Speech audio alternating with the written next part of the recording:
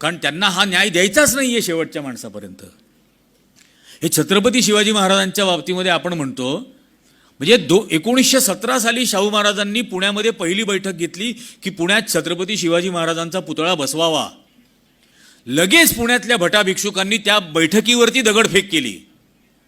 शाहू महाराज जिथं राहत होते ते घर पेटवण्याचा प्रयत्न केला.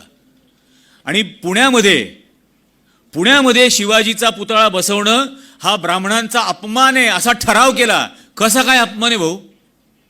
संबंध काय? पण हा ठराव केला. एकही शिल्पकार मिळू दिला नाही. चौथरा बांधून झाला भांबुर्ड्याच्या प्रांगणात. म्हणजे आज जे Shri Shivaji preparatory military school आहे, SSPMS शिवाजीनगरला, होऊ दिलं नाही. महाराजांचा 22 साली निधन झालं. जिवाजीराव शिंदेंना त्या स्मारक समितीचं अध्यक्ष बनवलं. त्यांनी ॲडव्हान्स दिले शिल्पकारांना. त्या शिल्पकारांना यांनी पुण्यातून पळवून लावलं. मग एक शिल्पकार तयार झाला, करमरकर त्याचं नाव, तेही सांगायला हवं. आणि तो म्हटला मी नाही दबाव घेणार, मी पुतळा बनवणार. त्याचं घर पेटवण्याचा प्रकार केला. तो मुंबईला शिफ्ट झाला. त्यांनी मुंबईत पुतळा बनवण्याचं काम सुरू केलं. 2.5 वर्ष पुतळा बनवत होता. तो भरीव पुतळा बनवून झाल्यानंतर ते आता कसं शिफ्ट करायचं पुण्याला, तर ब्रिटिश गव्हर्नरनी त्या ट्रेनला मालगाडीचे डबे जोडून दिले आणि पुतळा पुण्यामध्ये आणण्याची व्यवस्था करून दिली. ती ट्रेन 3 ठिकाणी या भटांनी अडवली. तरीही तो आणला गेला. आणल्यानंतर तो प्रत्यक्ष जोडणीचं काम सुरू झालं.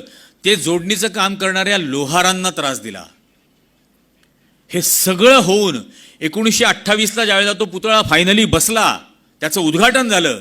ते उद्घाटनासाठी इंग्रज राणीचा मुलगा युवराज, त्यावेळेचा प्रिन्स, हा भारतात आलेला होता. त्यांनी सांगितलं मी येतो उद्घाटनाला. त्याला निषेधाची पत्र लिहिली की येऊ नकोस, हा आमचा अपमान आहे पुण्यात आलास तर. पुण्यात ज्यावेळेला भारतभरामधून शिवप्रेमी पुण्यात गोळा झाले तेव्हा त्यांना काळे झेंडे दाखवले, काळ्या रांगोळ्या घातल्या. पुण्यात आदेश काढला की यांना पाण्याचा थेंबही पाजायचा नाही कोणी. हे तुमच्या छत्रपती शिवाजी महाराजांचा सन्मान करणार आहेत? होऊच शकत नाही. हे तेव्हापासून द्वेष करतायत.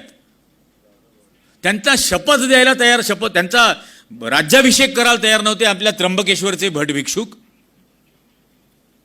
जे नारायण नागबलीच्या नावाखाली लोकांना लुबाडत राहतात. माझ्या वडिलांचं निधन झाल्यानंतर